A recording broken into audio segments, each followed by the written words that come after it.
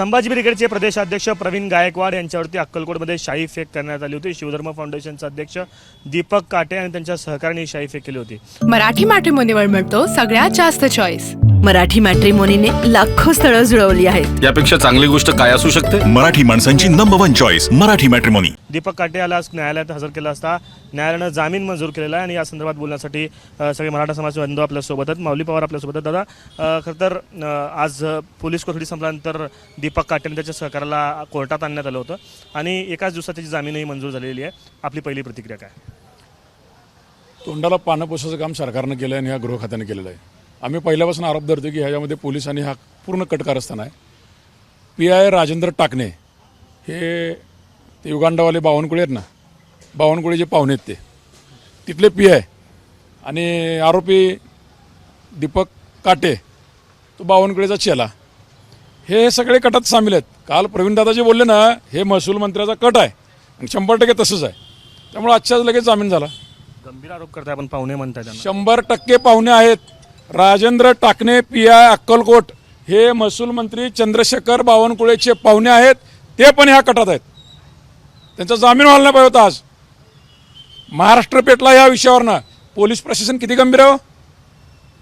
महाराष्ट्रात मला सांगा, एखादा व्यक्ती मान्यवर ज्यांना स्वावलंबी युवक कसे घडवायचे, आर्थिकदृष्ट्या स्वावलंबन कसं मिळवायचं, उद्योग कसे वाढवायचे, उद्योजकता कशी वाढवायची, परदेशात 20,000 पोरांना जॉब मिळवून दिलेत, पार फिटर मेकॅनिकपासून सगळ्या गोष्टीत। त्या माणसावर एवढा भ्याड हल्ला करताय आणि त्या आरोपीला तुम्ही पोलीस तो चहा घेत नाही म्हणल्यावर तो PIने मसाला दूध पाजले, हे आमचा आरोप आहे। जबाबदारीने बोलतोय मी।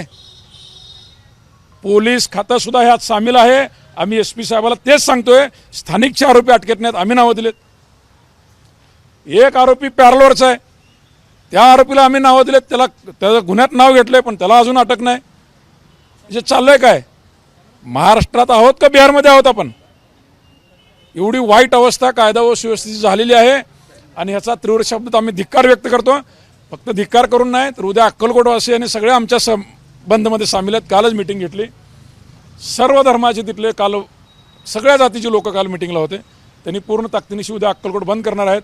जोपर्यंत या आरोपींना मोका लागणार नाही, ह्या आरोपीचा CDR अजून पोलीस खात्याने तपासलं नाही, कुणाकुणाशी संपर्क केला, कोण कोण रेकीमध्ये सामील होतं, ह्या सगळ्या आरोपीला जोपर्यंत मोका लागणार नाही, आज सुद्धा स्थानिक लोकांचे काही जे आहेत तिथले कट्टर त्या कटामध्ये सामील असतील। आज पण स्टेटस त्यांनी प्रवीणदादावर काळी शाई लावलेलं ठेवलेलं आहे।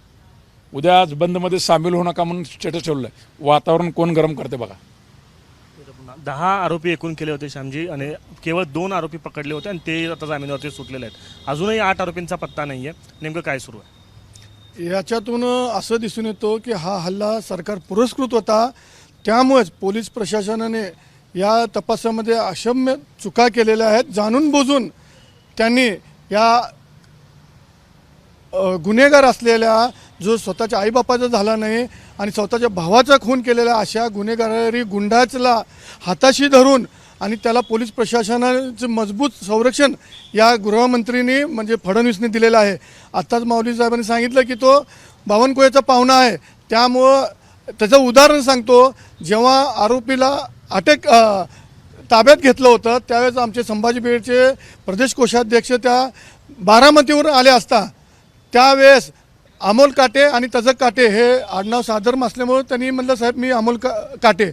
त्यांनी म्हटले काय काळजी करू नका, आम्ही सर्व व्यवस्थित चोख व्यवस्था केलेली आहे।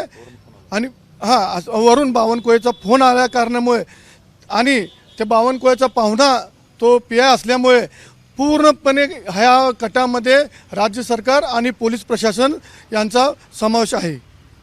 आरोपींसोबत पोलीस कटामध्ये सहभाग असल्याचा आरोप संभाजी ब्रिगेडचे जिल्हाध्यक्ष या ठिकाणी करतात। दादा, उद्या बंदचं आवाहन केलेलं आहे, कशा पद्धतीनं बंद पाळला जाणार आणि काय काय बंद असणार आहे? बंदमध्ये सगळे व्यापारी संघटना, शाळा, कॉलेजेस उद्या सहभागी होणार आहेत। अत्यावश्यक जे मेडिकलचे दुकान असतील, दवाखाने असतील ते चालू राहणार आहेत। बँका सगळ्याला आव्हान केलं आम्ही, उद्या बंद राहावं म्हटलं सगळ्यांनी। कारण का लाचारांची दुनिया आहे आणि स्वाभिमानी युवक घडवणारा नेत्यावर हल्ला झाला आहे। जो आर्थिकदृष्ट्या स्वाभिमानी असावा, जो सक्षम असावा आर्थिकदृष्ट्या, हे ज्ञान देणाऱ्या माणसाला, ह्याचं प्रबोधन करणाऱ्या माणसाला जातीमधले मतभेद दूर करून एक वाक्यता, अखंडता, समानता, बंधुभाव हे शिकवणाऱ्या नेत्यावर हल्ला झाला आहे, शिवशाहू फुले आंबेडकरांचा विचार पसरवणाऱ्या नेत्यावर हल्ला झाला आहे. त्यामुळं उद्या सगळ्या जातीची लोक, सगळ्या आस्थापना आमच्या सोबत आहेत. हल्ल्याचा जो प्रकार आहे तो इतका भयानक आहे, हे क्लिअर कट प्रवीण दादाला जीवे मारायला आलते.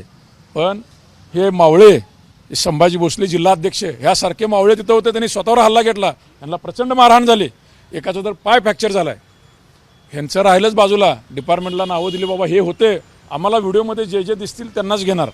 अहो शूटिंग करत होते ते, त्यांच्यावर जबाबदारी दिली. त्या रेकीला आले होते काही लोक फिल्डिंग लावून होते, काही लोक ड्रायव्हिंग शूटर पळून जाण्याला तयार होते. ते लोक घेणार नाही आरोपी म्हणून, कटात म्हणून घेणार नाही तुम्ही. आम्ही अजूनही म्हणतोय तुम्ही CDR चेक करा, कुणाला फोन गेलेत, ते कुठं बसलेत, कुठं नाश्ता केलेत, कुठं उठलेत. अजिबात डिपार्टमेंट त्याला रिस्पॉन्स देत नाही. CDR तपासून आरोपी वाढवले पाहिजेत आणि जे आरोपी आत्ता गुन्ह्यामध्ये सहभागी आहेत त्या सर्वांवरती मोका लावला पाहिजे, अशा पद्धतीची मागणी जी आहे ती मराठा समाजाच्या वतीनं करण्यात येते. आणि कॅमेरा पर्सन विकास दिसा, आफताब शेख, ABP माझा, सोलापूर. एबीपी माझा, उघडा डोळे बघा नीट.